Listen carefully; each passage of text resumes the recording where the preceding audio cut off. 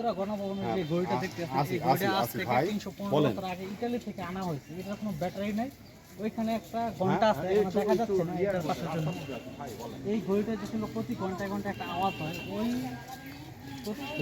ভাই নতুন 1710 সাল থেকে অত পর্যন্ত এই ঘড়িটা ঠিক মতো আচ্ছা সার্ভিস দিয়ে যাচ্ছে। এই ঘড়িটার কোনো পর্যন্ত নষ্ট নেই, এখনো আজ পর্যন্ত সেটা কন্টিনিউ করে যাচ্ছে।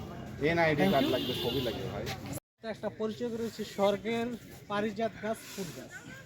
এই যে এটা হচ্ছে স্বর্গের পারিজাত গাছ, এটা পৃথিবীর কোথাও পাওয়া যায় না, শুধু এখানেই পাওয়া যায়, দর্শনার্থী এখানে। এটা দেখতে প্রচুর ভিড় করেন, দেখতে পাচ্ছেন গাছের নিচে অনেকে আসছে, আমরা আসছি এটা থেকে। Thank you.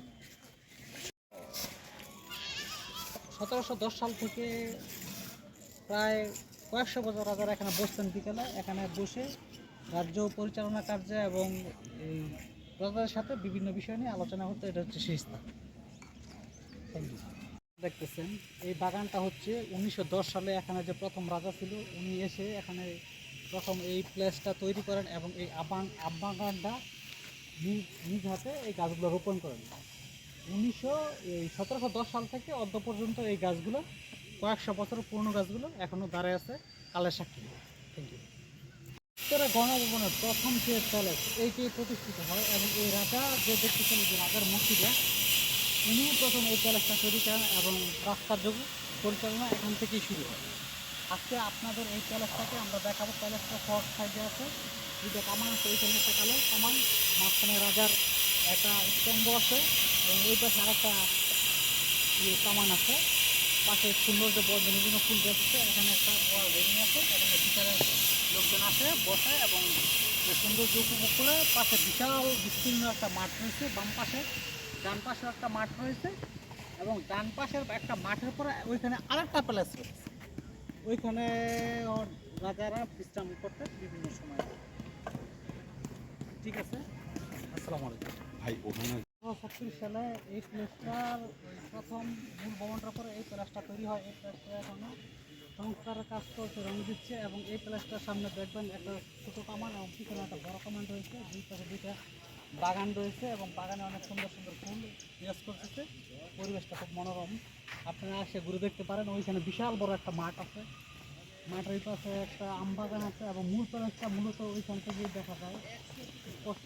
সামনে একটা মাঠ, এখানে একটা বৈঠকখানা সংস্কারের কাজ চলতেছে এবং এখানে ফুল গাছের জন্য অনেকগুলো মাটি খোঁড়া হয়েছে এবং ওইখানে ছোট্ট একটা বাগানের মতো রাউন্ড আকার মধ্যে। আর এটা হচ্ছে মূল প্যালেস, এটা হচ্ছে মূল ফটকের মাঠটা। মাঠের পরে ওইখানে আবার একটা রাস্তার পরে ওইখানে একটা পুকুর আছে। এটার দৃশ্যটা খুবই মনোরম। Thank you. খনন করেন এবং এটা দেখবেন যে প্রচুর টাইলসগুলো যে আছে, এগুলো দেশের বাইরে থেকে এই মার্বেল টাইলসগুলো এনে এখানে প্রতিস্থাপন করা হয়েছে এবং এখানে বসার জন্য কয়েকটা সিট করছে, এখানে দুইটা, এখানে একটা এবং সিঁড়িগুলো দেখেন এমন কাজ করানো যাতে কয়েকশো বছর ধরে এই সিঁড়িগুলো এখনো বিরাজমান আছে। ছোট্ট একটা মিনিটের এখানে মতো আছে, এটা যদি আসেন অনেক সুন্দর। এবং ঠিক অপোজিটে উত্তরা গণভবনের একটা হচ্ছে পশু পাখি রাখার জায়গা, এখানে দেখেন হরিণ আছে। এই হরিণ প্রায় যেন 50টার কাছাকাছি হবে। এগুলো এখানকার লোকজন আছে দেখাশোনা করে এবং এটা উত্তরা গণভবনের একটা পশু সংরক্ষণের অংশ।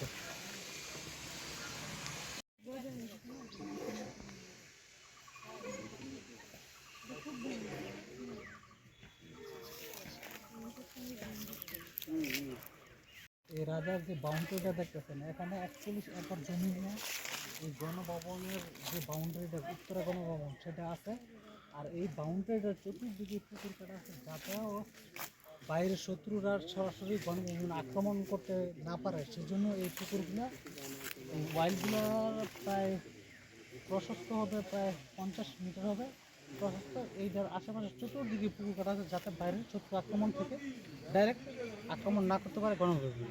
এই জন্য রাজা চতুর্দিকে পুকুর কেটেছে এবং চতুর্দিকে একটা বিশাল আকারের ওয়াল আকৃতি করেছেন। তারপরে চতুর্দিকে পুকুরের ব্যবস্থা আছে এবং এইখানে শতবর্ষীয় মাছ আছে। যদি একটু লক্ষ্য করে যান, ওই যে মাছগুলো বাড়ছে, এগুলোর ওজন থেকে প্রায় 40 থেকে 50 কেজির উপরেও হবে। Thank you.